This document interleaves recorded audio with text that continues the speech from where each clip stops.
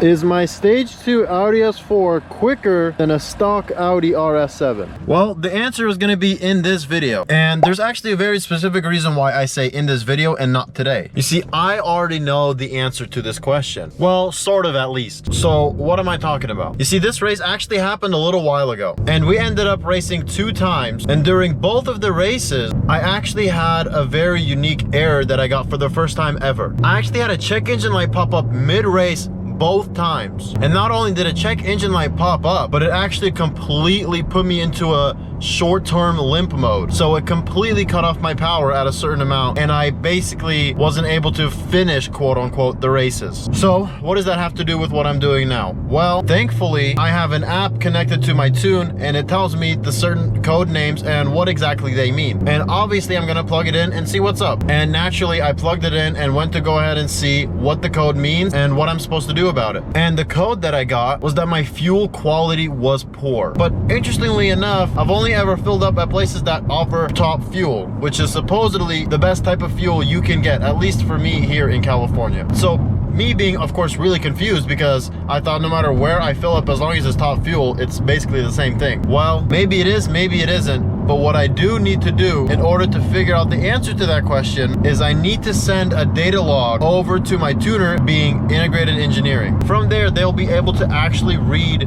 what my car is doing, and I'm hoping that they'll be able to give me a more in-depth answer and tell me what's actually going on with that specific code. Because interestingly enough, this code only happens at very, very specific times, but it is very consistent, meaning that every single time I do a launch from 0 and I just pin my foot to the floor the whole time, the second I get to 100 miles an hour, it instantly cuts my power. So currently we are on the way to actually fill up because I barely have any gas. But after I get the gas, what I need to do is do a very specific pull in order for IE to be able to hopefully tell me more information about what's going on. So that's what we have to do today, because this Audi RS7 race really exposed a potential flaw and issue with my car that I didn't even know I had. So I am currently filling up at Shell, which is a good and a bad thing at the same time. You see, it's good for my car because I'm pretty sure that the Shell gas has never caused an issue or any check engine light codes for my car. So I'm pretty sure every time I've gotten that specific code, it wasn't because I filled up at Shell, it's because I filled up at another top tier fuel place. Oh my goodness, that A6 just had the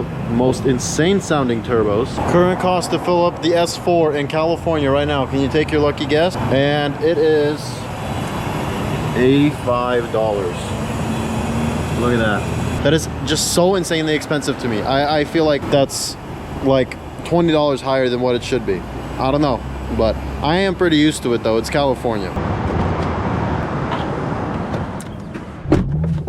Dude, I will never understand why this is a buses only kind of a thing. Like, there's literally no issue doing this. Like, I don't understand why buses are allowed to do this churn. But now that we have a full tank, we're able to do the data log that IE wants us to do. Do I understand why they want me to do this specific pull? No, but they want it anyways. And that pull is a 3rd gear pull starting from 2000 RPMs all the way up until the red line. So from 2000 RPM all the way to 6,500 at 3rd gear only, and then I just let off the gas. And then from there, that's the only pull I need to do in order for them to be able to see what is going on, if anything at all, of course, which technically there should be nothing going on. My previous fill up, by the way, was at Shell, and I just filled up at Shell again. So if I get back that they're telling me the fuel quality is poor or anything like that, then I'm gonna be completely lost and confused on where the heck I'm supposed to fill up. I also just don't really appreciate in general how sensitive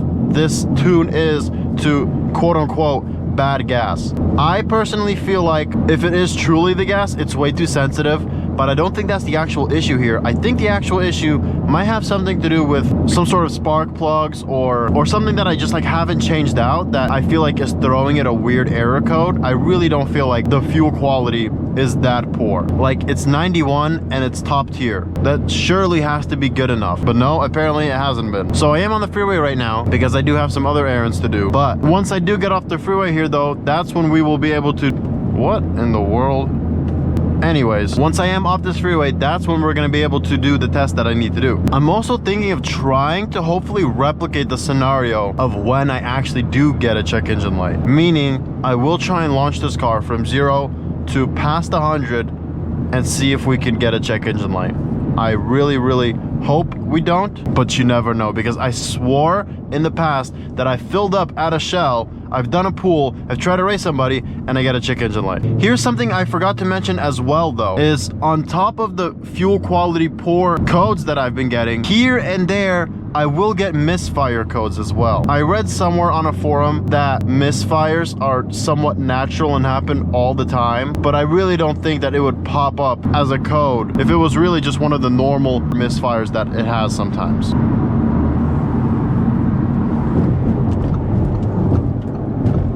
A4 wasn't letting me through, so I had to cut up. So the current dilemma is going to be finding a place where I can actually do a pull from the bottom to top of third gear. And if you know anything about this car, you'll know that the top of third gear is pretty quick. I mean, I'm probably gonna be going around 80-ish miles an hour. And to be able to go from whatever 2000 RPM is at 3000 at third gear, which is probably gonna be like somewhere in the 20-ish miles an hour range, to 80 requires a good amount of space, and also requires me to be able to slow down and speed up a lot.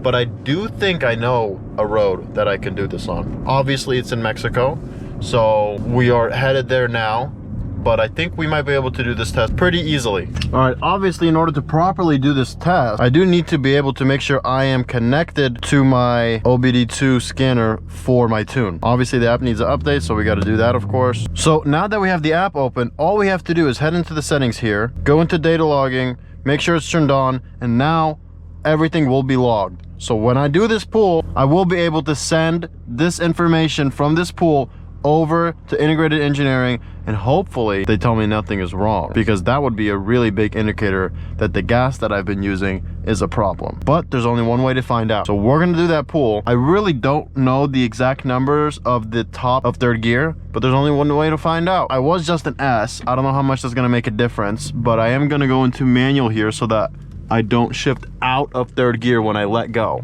So now I'm going to third, just at about 2000, and I'm gonna floor it.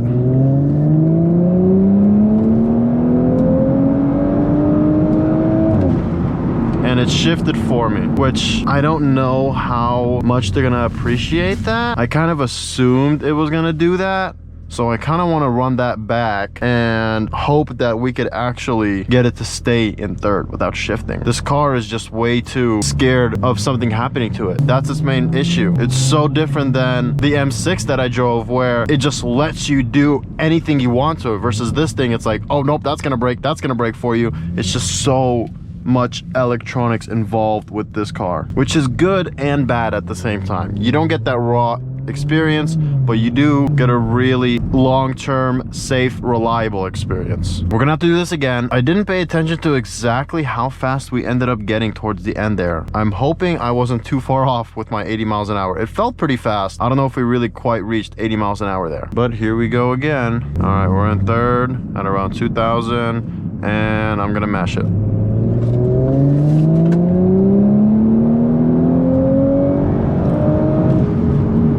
Okay, that was much better. I really made sure that I didn't overshift that, and I'm gonna have to slam the brakes, of course, because this car is right in front of me. But I hope I got that just now. Yes, I definitely did. There's 2 different minute times. I'm guessing whenever you have more than like a 25% throttle input on the car, it knows to start logging the data, is what I would assume. So now we have good data to send over for the exact test they wanted. But they also said if I want to try and recreate the issue, that I could definitely try and send that data log over. And that's what we will attempt right now. So I'll try and do a launch, and I'll also try to get faster than 100 miles an hour from that launch. Me and this guy have the same idea here. U-turn, which of course, there's so much stuff on this road. All right, let's see if we can't get another data log with the launch. I think this is my perfect opportunity here to see if I can go faster than 100 without a check engine light. So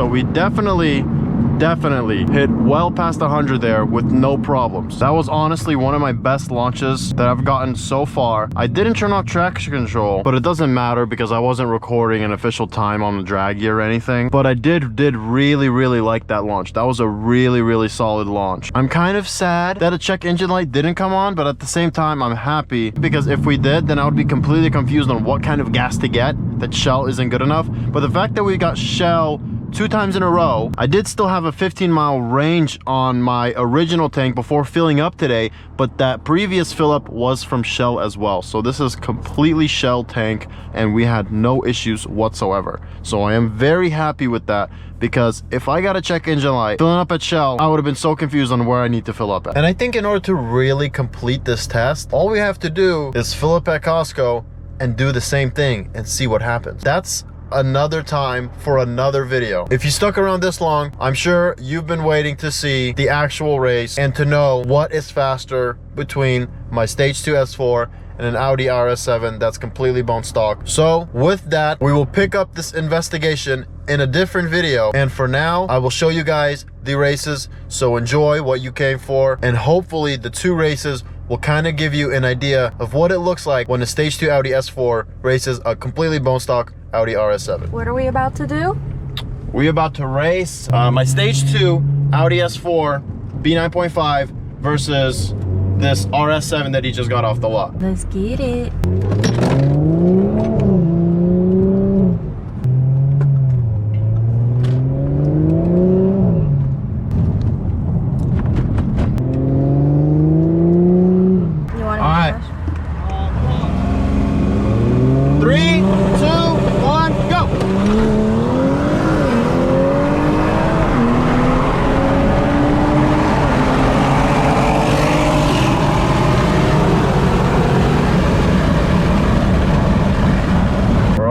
Check engine light from that. What? Yeah, what? Check engine light from that. It cut my power. That's crazy. Couldn't go past 102. I lost power. Bro, it threw my car into limp mode. Yeah, I lost hella power. Out right now? Huh? Let me plug in my reader and see what it says real quick. Let me pull over right here. Fun. Okay. Well, let's see what this reader says.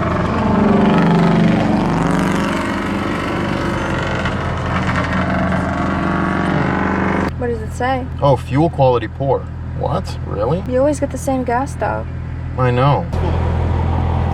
Yeah. Let me reset it real quick and retry. Okay, well, at least we got one decent race in. It was obvious that I don't know how fast I got up to until he started overtaking me, probably 60, 70 miles an hour when he started overtaking me. Okay, so no transmission codes found, but I got this P30C0 fuel quality poor.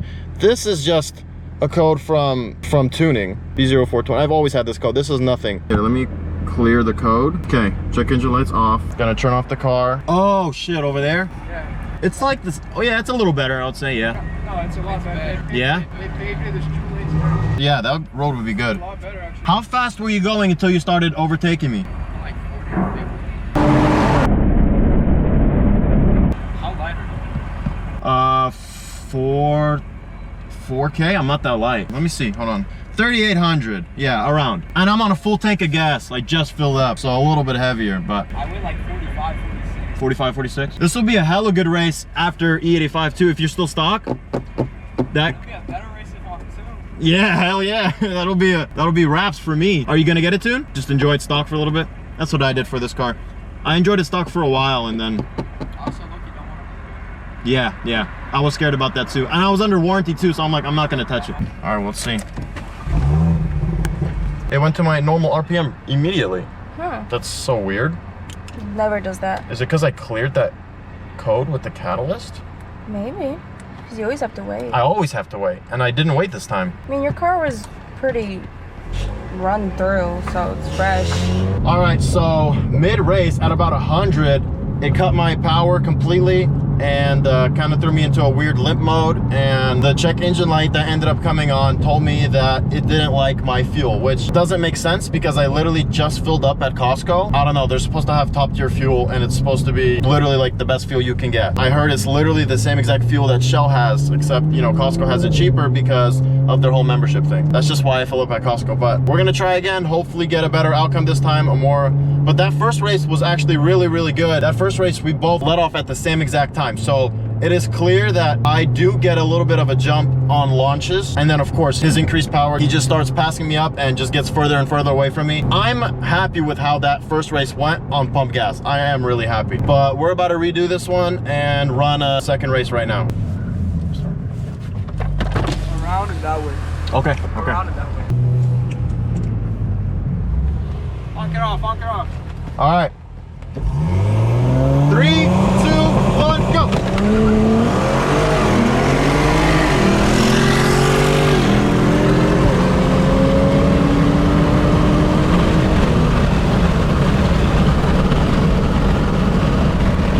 I let him kind of jump that time to make sure it was super, super fair.